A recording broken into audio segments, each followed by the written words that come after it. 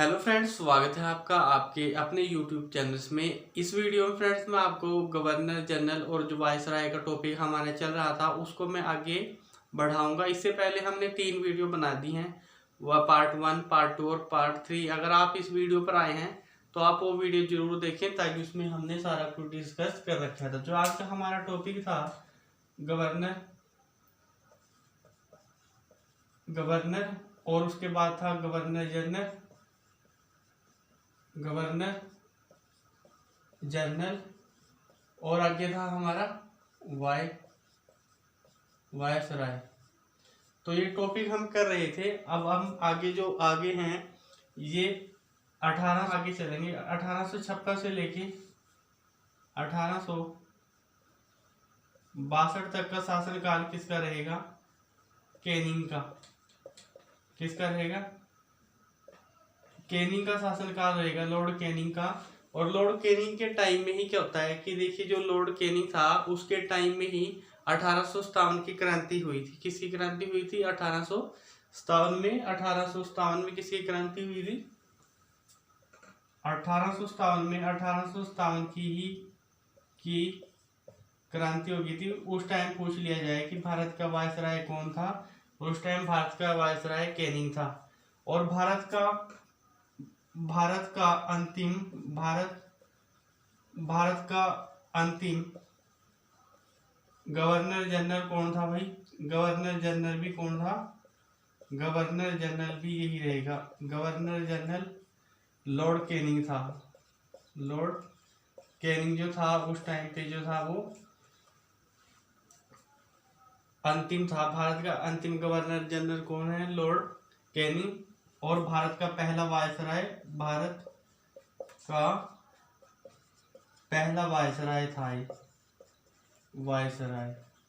पहला वायसराय था और अंतिम गवर्नर जनरल था।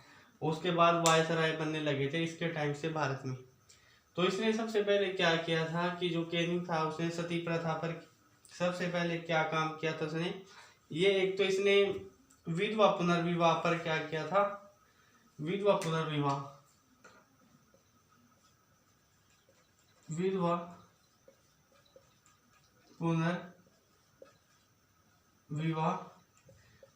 पुनर्विवाह अधिनियम लेकर आया था ये। इसके तहत क्या होता था, जो स्त्रियां विधवा हो जाती थी उनको पहले क्या था कि वो मैरिज नहीं कर पाती थी दूसरी। लेकिन इसके बाद क्या, जब ये अधिनियम लेके आया था, इसने कहा था कि भाई जो विधवाएं हैं उनकी भी क्या होनी चाहिए? दोबारा से शादी होनी चाहिए। तो ये अधिनियम लेकर आया। तो इसकी सबसे बड़ी अचीवमेंट एक ये रही। उसके बाद इसने कोलकाता,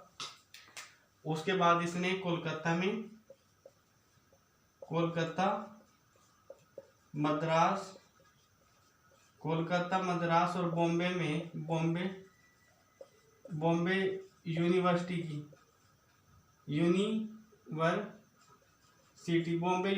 की इसने क्या की थी भाई? इसने स्थापना की थी। और इसी के टाइम में ही क्या होता है 1860 में, 1860 में बजट आया था। पहला बजट पेश किया गया था। पहला बजट पेश किया गया जेम्स विल्सन द्वारा। किसके द्वारा? जेम्स विल्सन द्वारा जो है वो पेश किया गया था। उसके बाद 1761 में भारतीय परिषद एक्ट आया। 1761 में भारतीय परिषद एक्ट आया। इसके टाइम में 1761 में, इसी के टाइम में 1761 में भारतीय परिषद एक्ट आया। भारतीय परिषद एक्ट वे भारतीय दंड संहिता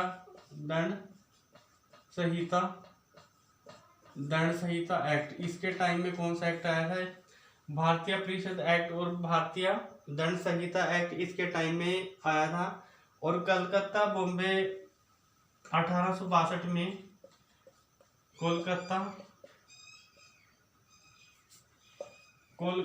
कोलकाता उसके बाद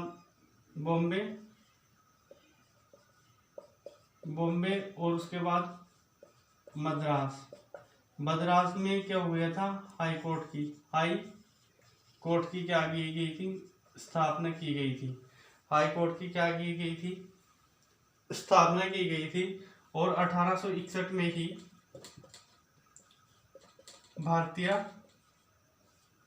उच्च न्यायालय अधिनियम आया। भारतीय उच्च न्यायालय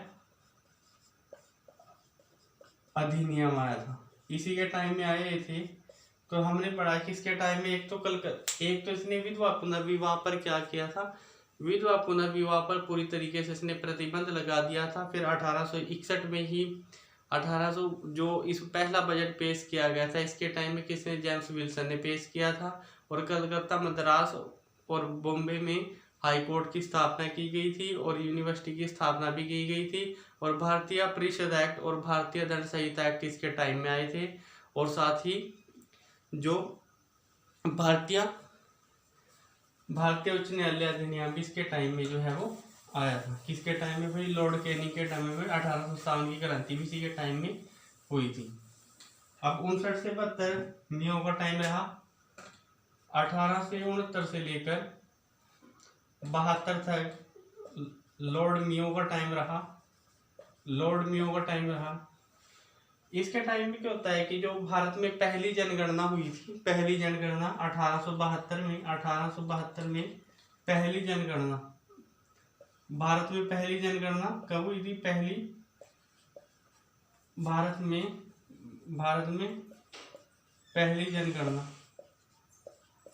पहली जनगणना इसके टाइम में हुई थी। और जो 10 के जनगणना हुई थी जो 1881 में, वो रिबन के टाइम में हुई थी, वो आगे पढ़ेंगे। लेकिन यहाँ पे 1872 में भारत में पहली जनगणना किसके टाइम में हुई थी, तो इसके टाइम में हुई थी 1872 में।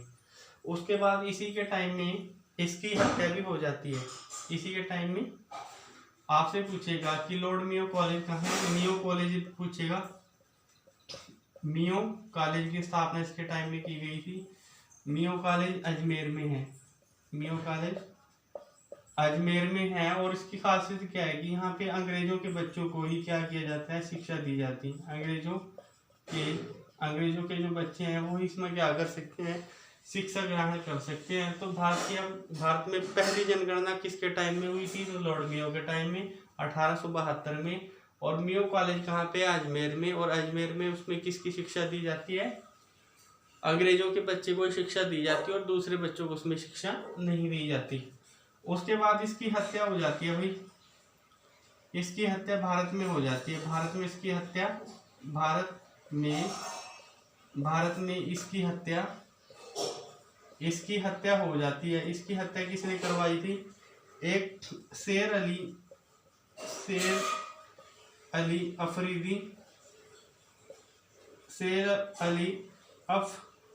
अफरीदी नाम का व्यक्ति था, एक अफगानी। उसने क्या की थी, वो इसकी हत्या कर दी थी। तो इसलिए क्वेश्चन आ जाता है उस भारतीय का नाम बताओ जिसके कार्यकाल में भारत में जो है वो मृत्यु हुई थी, तो उसका लॉर्ड मियो का काल आएगा। तो ऐसे इसकी इंडिया में क्या हुई थी, हत्या हो गई थी। उसके बाद हम पढ़ेंगे आगे 84। ये हम मेन कर रहे हैं जहाँ से क्वेश्चन आते हैं और वेरी इंपॉर्टेंट है ये सारे के सारे। 80 से 1884 तक किसका शासनकाल रहेगा, रिपन का। किसका शासनकाल रहेगा, रिपन का। और भारत में स्थानीय स्वशासन का जनक किसको कहा जाता है, भारत में स्थानीय स्वशासन का जनक किसे कहा जाता है, रिपन को कहा जाता है। वेरी इंपॉर्टेंट क्वेश्चन है। स्थानीय स्वशासन का जन्मदाता, स्थानीय स्वशासन का जन्मदाता किसे कहा जाता है, लॉर्ड रिपन को कहा जाता है। क्योंकि इसने 1882 में किसने क्या किया था, 1882 में ग्राम बोर्ड की स्थापना की थी। किसकी स्थापना की थी, ग्राम बोर्ड की स्थापना की थी। और हमारा जो आज पंचायती राज जो चल रहा है वो किसको फॉलो करता है, इसी ग्राम बोर्ड को क्या करता है, वो इसी ग्राम बोर्ड को वो फॉलो करता है जो हम आज चला रहे थे। और 1881 में ही क्या हुई थी, 10 के जनगणना क्या हुई थी, दशकीय जनगणना 1881 में हुई थी। 10 के जनगणना इसके टाइम में जो है वो चली थी। इसके टाइम में 10 के जनगणना चली थी। और पीछे हमने बताया था मियों के टाइम में पहली जनगणना हुई थी 1872 में, बट वो 10 के नहीं थी। लेकिन इसके टाइम में पूछेगा कि 10 के जनगणना 10 यानी कि 10 के मैंने जो 10 साल के बाद होती है। तो इसके टाइम में जो है 1881 में 10 के शुरू हुई। उसके बाद 1891 में उसके बाद जनगणना होगी 10 साल के बाद। तो उसके बाद जो है इसने प्रथम कारखाना अधिनियम इसके टाइम में ही आया 1881 में। 1881 में ही प्रथम कारखाना अधिनियम भी इसके टाइम में ही आया था।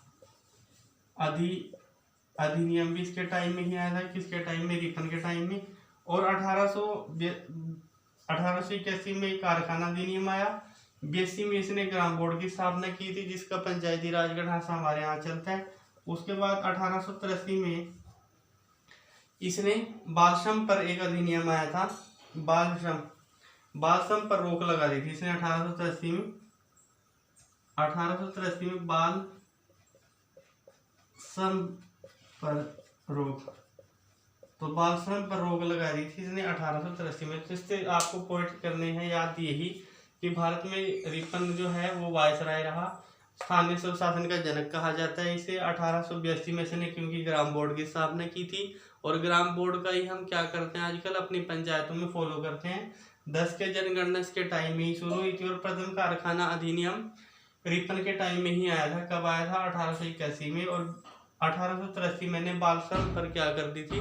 रोक लगा दी थी। उसके बाद हम पढ़ते हैं डफरीन। इसका डफरीन का जो शासनकाल रहा वो 84 से लेकर 88 तक रहा, डफरीन का शासनकाल। और इससे आगे बस यहीं तक डफरीन से आगे क्वेश्चन ज्यादा आते हैं। 84 से लेकर 88 तक, 84 से लेकर जो 88 तक रहा वो डफरीन का शासनकाल रहा। और डफरीन के शासनकाल में भारतीय राष्ट्रीय कांग्रेस की स्थापना की गई थी। भारतीय राष्ट्रीय कांग्रेस की स्थापना की गई थी। किसकी स्थापना की गई थी? भारतीय राष्ट्रीय कांग्रेस की स्थापना की गई थी। वो इसके टाइम में एक तो सबसे बड़ी अचीवमेंट यही थी। उसके बाद जो है भारतीय राष्ट्रीय कांग्रेस की स्थापना की गई थी। और भारतीय जो कांग्रेस शब्द कहाँ से आया है? भारतीय राष्ट्रीय कांग्रेस को हम पढ़ते हैं। कांग्रेस में कांग्रेस शब्द कहाँ से आया? तो कांग्रेस जो आया है यूएसए से आया भी, अमेरिका से। कांग्रेस शब्द हमने कहाँ से लिया है? यूएसए से। और भारतीय राष्ट्रीय कांग्रेस और भारतीय राष्ट्रीय किसने दिया था भाई? इस शब्द को किसने दिया था? दादा भाई नौरोजी ने। किसने दिया था?